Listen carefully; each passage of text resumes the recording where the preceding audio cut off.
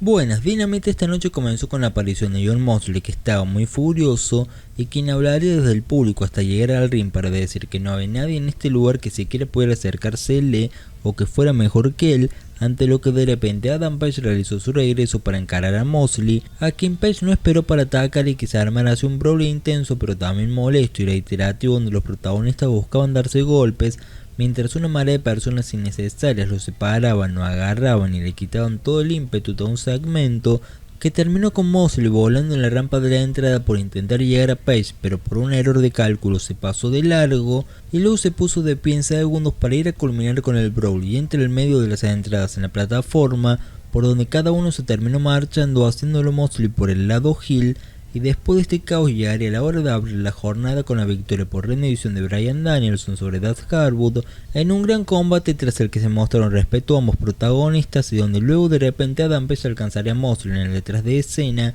y durarían aquí unos segundos hasta que los llegaron a separar, siendo así lo último que veríamos de estos dos esta misma noche, durante la que veremos además una promo de Ricky Starks, quien es el retador número 1 de NJF y quien además anunciaría que ingresaría a la batalla real de la semana que viene, no solo para ir por el campeonato mundial de NJF, sino también para ir por su anillo inservible del infinito, que hasta el día de la fecha seguimos aún sin saber para qué carajo sirven 4 años de vida. Posteriormente hubo una reunión de lacayos de la Liga de la Justicia de AEW con las obras del Blackpool Combat Club, en donde hicieron enojar a Claudio Castagnoli, que se retiró furioso prometiendo que vencería a Jericho, y tras ese momento tenso Yuta retó a Daniel García y este aceptó defender el título puro de Ruach en Final Battle, pero antes le pidió una lucha de parejas contra Claudio y él para el próximo miércoles. Luego Air Fox mostró brevemente su nivel por el cual fue contratado por AEW, pero lo haría ante un Samoa Joe que terminó destruyéndolo para retener por primera vez el campeonato de TNT,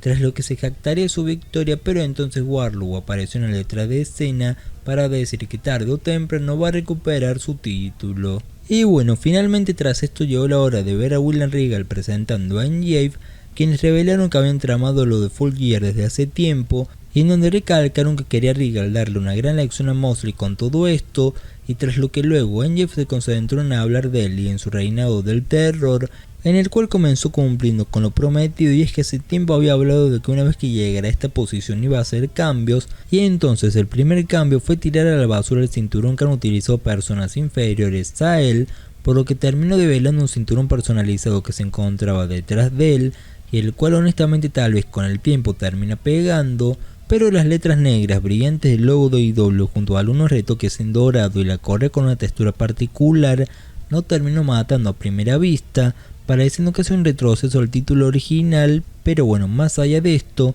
NJF terminó prometiendo que será el campeón mundial de AEW hasta que Tony Khan y Triple H tengan que pelearse por quedarse con su contrato, y después de diablo a diablo, NJF le agradeció todo lo que hizo William Regal por él, y en donde terminaré devolviéndole su manopla, pero antes de hacerlo lo noquearía al golpearlo en la nuca, y después antes de retirarse, NJF se despediría utilizando las mismas palabras que el Regal le escribió en el mail cuando lo rechazó en NXT,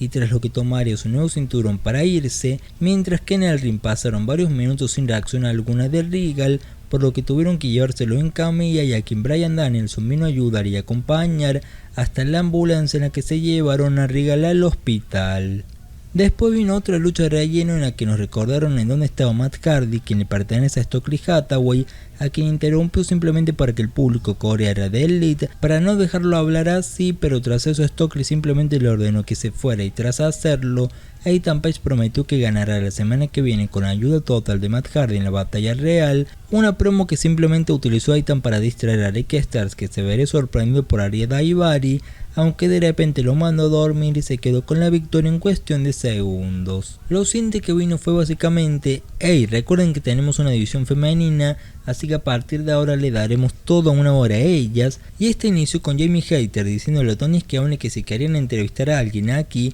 pues que lo hagan con ella, que es la campeona, y no con Saraya, a quien medio que le dio a entender que era su entrevista este viernes. Pero bueno, vamos, Jamie dijo eso, pero antes Britt habló por ella, y de hecho Baker terminó cerrando el segmento dejando de lado a la campeona. Luego Anna Jay perdió ante Willow, en una lucha en la cana lució mejor en comparación al desastre de su última aparición, aunque la lucha estuvo hasta ahí y en donde Tai ayudó más de una vez, pero al final no evitó que Willow triunfara. Y tras el encuentro Tai subió a ayudar a su amiga y cuando estaban abandonando el ring de repente Naya bajó y se desapareció, y en ese mismo momento comenzó a sonar la música de Ruby Riott, que regresó en búsqueda de venganza, pero no aparecería en la rampa sino por entre el público para sorprender por la espalda a Tai, a quien golpearía y terminaría en el ringside, en donde Ruby terminaría rematando nuevamente a la brasileña. Y después, la hora que se pasó volando y que duró como 20 o 25 minutos, llegó a su final con lo que supuestamente fue una celebración, pero no fue más que una pérdida de tiempo, con Jade Cargill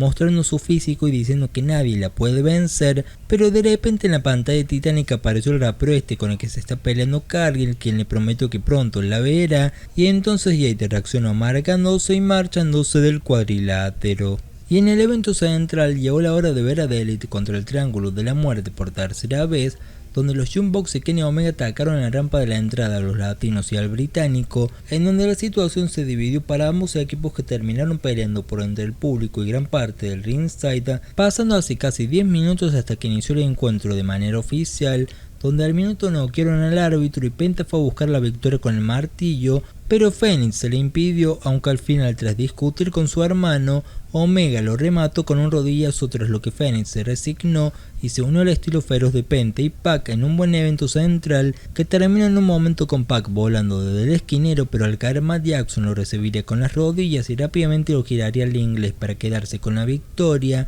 en donde el que los mexicanos estuvieran bloqueando a Omega y Nick para que no pudieran ayudar a Matt se les volvió en contra y no pudieron así impedir el que The Elite obtuviera su primer triunfo para poner el marcador 2-1, y donde la noche terminó con Kenny Omega dando el goodbye and good night después de mucho tiempo. Y a ver, en resumen, esta fue una velada movida y tan interesante como aburrida por momentos, yéndonos casi que a los extremos de una manera rápida y bastante notoria, iniciando con un buen brawl algo manchado por la cantidad de personas para frenarlo, seguido de un impecable open main al que le continuó una primera lucha de relleno, a la que le hizo un segmento perfecto para demostrar lo malvado y terriblemente malo que puede llegar a ser Amy Jave, que no discriminará a nadie a la hora de subir y tener que pasar o no por encima de alguien, siguiéndole a eso otra lucha relámpago más una falsa media hora femenina que se sintió que tiraron todo de forma apilada porque no les había quedado más tiempo y ya, antes de llegar a un evento central que volvió a subir la vara de un programa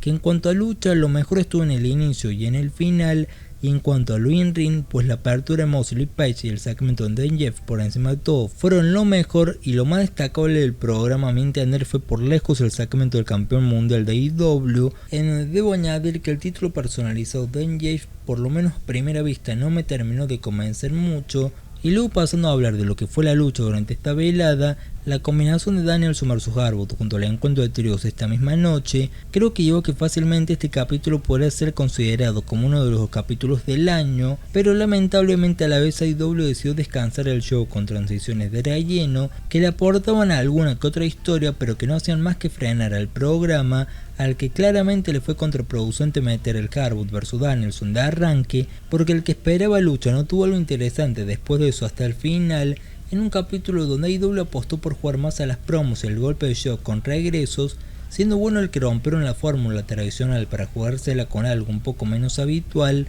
pero al final la diferencia entre peso e importancia de algunos tramos fue bastante notoria y eso terminó desequilibrando la atención y la atracción del episodio mismo en gran parte durante toda la noche. Y bueno, mostrar saber qué les pareció a ustedes este Dynamite del 30 de noviembre.